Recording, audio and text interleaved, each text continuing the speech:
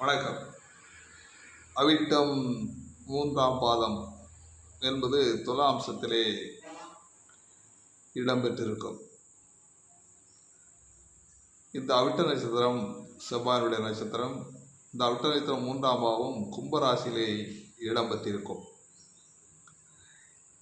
இந்த 3ஆம் பாதத்தில் பிறந்தவர்கள் நெடியர்களாகவும் நீண்டு உயர்ந்த கம்பீர தோற்றத்துடனும் அழகாகவும் நீதி நேர்மை உள்ளவர்களாகவும் அபிமானங்களை கொண்டவர்களாகவும் திட மனதுடன் நல்லவர்களாகவும் இருப்பார்கள்.